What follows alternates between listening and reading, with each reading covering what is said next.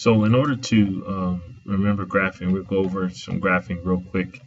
So a hyperbola is a hyperbola because the sign in between the sign is of one of the coefficients is negative. So here's an example here. It's just a quick example that I came up with here. So this is a horizontal hyperbola because the x is positive. What we mean by positive is we look in front of the fractions.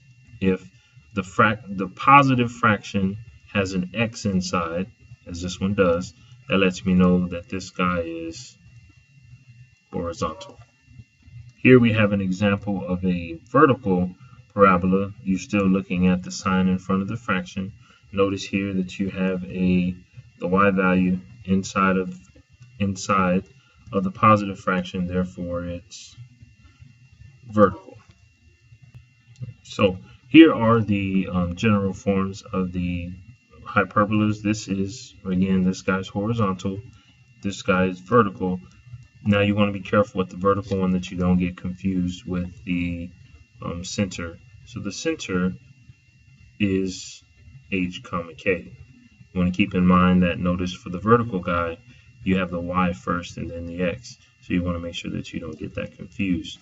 And then the r sub x, that simply stands for the x radius. That is the distance from the center to the edge. And then the r sub y is the y radius, which is the distance from the center to the edge vertically. So we'll do an example and show how to graph these. Okay, so given a graph of a hyperbola, so here you go, we have a graph of a hyperbola here. The center is here. That's the middle of the graph. Okay, so the coordinates of that point are 4, negative 2. Okay, and then from there we need to figure out the x radius and y radius. Remember that when we draw a hyperbola, we draw a rectangular box, and with the rectangular box I'm able to identify what the x radius is and the y radius is. So the x radius is just the distance from the center to the edge of the box, and the y radius is the distance from the center to the edge of the box vertically. So my x radius is 3. My x radius is going to be 3. And then my y radius is going to be 7. Now, I notice that the graph opens left and right. What I mean by opens left and right is that the graph is here. So if you think about a quadratic or a parabola, it opens this way and this way. So that's why it's x. It's a horizontal. If it was vertical, it would open here and here. Okay, so because it's horizontal, I know I have my equation. I know the x is going to be first. Okay, because it's horizontal, we know that the x value is first. So we can set up our equation that we're going to use to fill in our information. The center is 4, negative 2. So inside you have your x here and your y here. It's going to be the opposite of what the h and k are for your center. So you have x minus 4, y plus 2.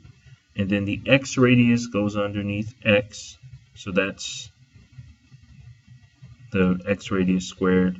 And then the y radius goes underneath y. So that's the y radius squared. So your final answer there for your equation is going to be x minus 4 in parentheses squared divided by 9 minus y plus 2 in parentheses squared divided by 49 is equal to 1. So in essence, all you have to do is draw your box. Once you draw your box in, you have your x radius and y radius. Then from there, you plug in the formula based on what you have. So keep in mind, the guys on the left, the horizontal, they'll be horizontal, it'll be here or here, okay? And vertical, it'll be here or here. You want to keep that in mind. Okay, we talk about an ellipse. Your equation in general form is going to look like this. Now notice the difference between an ellipse and the equation of a hyperbola. A hyperbola is separated with a minus sign. That means one of the fractions is positive, the other is negative. For an ellipse, they're the same sign. So the center is still h comma k. R sub x is still the x radius, the distance from the center to the edge. And then the r sub y is still the y radius, the distance from the center to the edge vertically. So if I had a picture of an ellipse, okay, the center is the blue dot there, and then the x radius is the distance from the center to the edge. The y radius is the distance from the center to the edge vertically.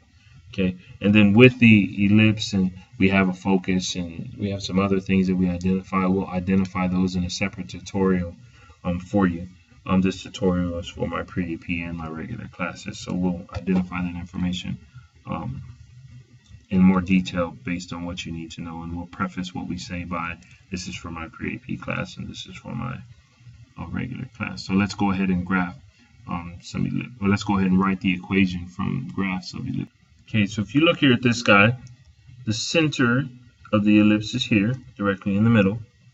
The x radius is the distance from the center to the edge horizontally, and the y radius is the distance from the center to the edge vertically. So my center is -2, -4. My x radius is 6, and my y radius is 4. So I have my setup of my equation.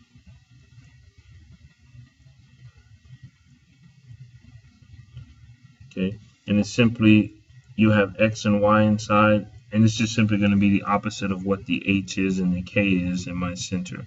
So you have x plus 2 in parentheses squared and y plus 4 in parentheses squared. Then for my denominator, my x radius, it's going to be the x radius squared. So 6 squared is 36, and the underneath the y is the y radius squared. 4 squared is 16. 4 squared is 16. So that would be my equation of my ellipse. So all I'm doing is identify the center, identify the x radius and y radius, and then plug the information into the general formula. I wanted to graph a ellipse, the one given here. Notice the center is 3, -2.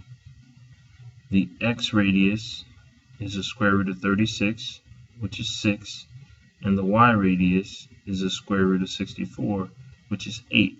So what I would do is I'd go right 3 down 2 and put a dot that represents my center, and then from there I would count horizontally 6 to the left and 6 to the right and put a dot,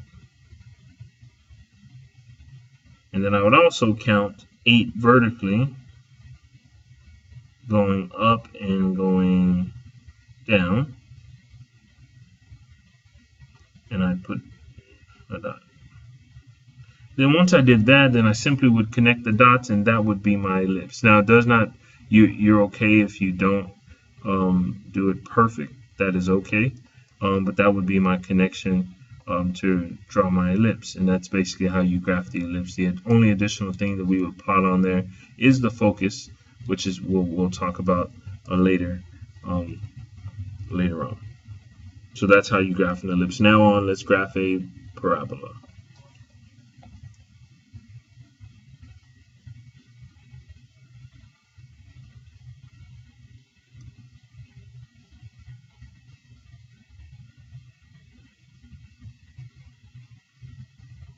Okay, you have two choices when you talk about a parabola. You have a vertical parabola, which is y equals, and you have a horizontal parabola, which is x equals. Okay, keep in mind that the vertex is the same for either. It's still h comma k. For the vertical parabola, the a is equal to the rise over the run squared.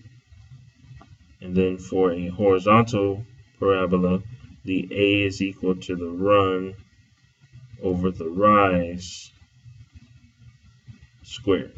Okay, you can run on the rise squared. So then when we talk about rise over the run squared, we need to keep in mind that if the denominator is not a perfect square, I need to figure out what I need to multiply it by in order for it to be a perfect square. For example, 1/2.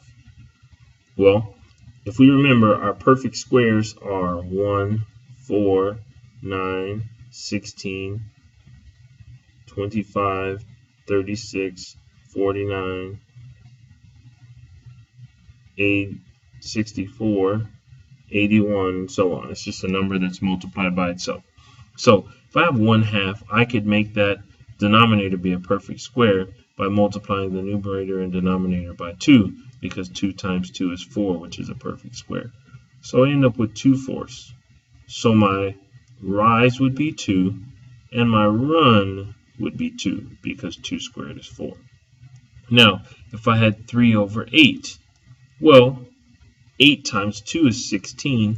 I could multiply by the top and bottom by 2. I end up with 6/16, which gives me a rise of 6 and a run of 4, because 4 squared is 16. So it does not matter if it's rise over run squared or run over rise squared. I have to change the denominator to a perfect square in order to graph it properly.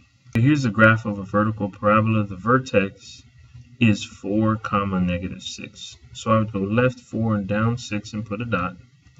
And then I notice my a value is positive. That lets me know that the graph is going to open up because it's vertical. If it was negative, it would open down. And then my rise is 3 and my run is 5. So I'm simply going to go up 3 and out 5 and put a dot to the left. And I'm going to go up.